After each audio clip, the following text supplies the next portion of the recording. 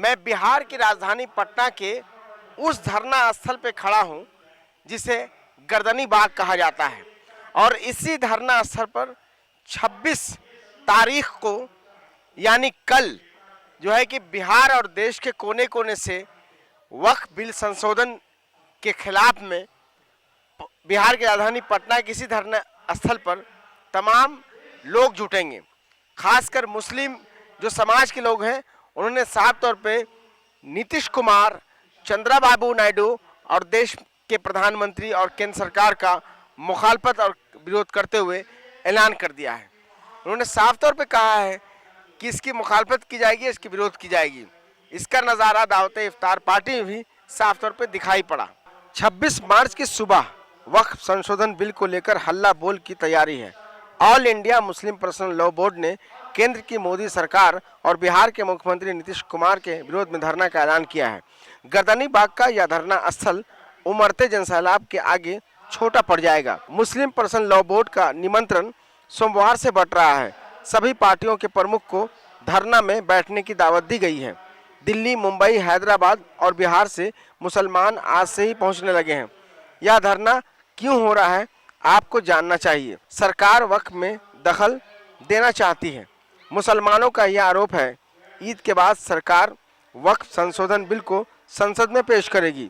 इसको लेकर देश भर के मुसलमानों में उबाल है, गुस्सा है, नाराजगी इस कदर है कि इतिहास में पहली बार 7 मुस्लिम संगठनों ने मुख्यमंत्री नीतीश कुमार की इफ्तार पार्टी का बायकॉट कर दिया है।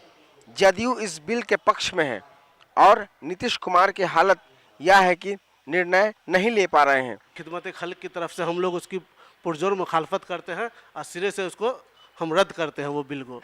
कल जो प्रदर्शन है इंशाल्लाह हम लोग उसमें दिल खोल के खुद भी शरीक होंगे और पूरे जो हमारे इलाके के जितने भी हैं हम सबको लेकर के जाएंगे और इस बिल की हम मुखालफत करेंगे और इसकी हम लोग पुरजोर मुखालफत करेंगे। ये बिल किसी तरीके से हमको कबूल नहीं है कि बिल का समर्थन करें या विरोध करें। मुसलमानों का नीतीश पर दबाव है। दबाव बनाने के लिए ही इफ्तार पार्टी का बहिष्कार किया गया है। 2024 वक्फ तरमीमी बिल जो सरकार लेकर आई है, जिसे मुस्लिम पर्सनल लॉ बोर्ड हो या पूरी मुसलमान इसको मुस्तरद करती है, तो हम लोग भी इसको मुस्तरद करते हैं।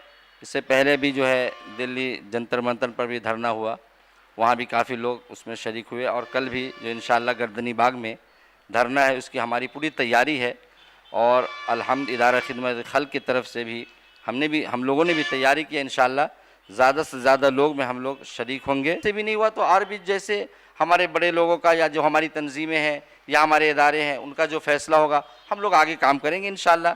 और कल की जो तैयारी हमारी पूरी तैयारी है कि इंशाअल्लाह हम पूरी तैयारी के साथ वहाँ। अब देखना दिलचस्प होगा कि आगे इस धरना का नया रूप और नया समीकरण क्या कुछ होगा।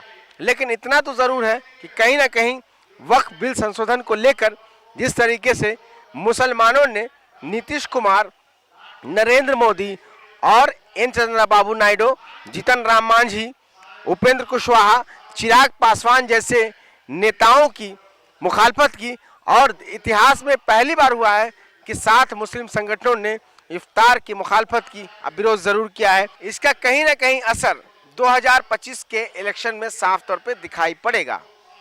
कैमरा पर्सन पिंटू कुमार के साथ आफताब आलम, मंथन टुडे, पटना।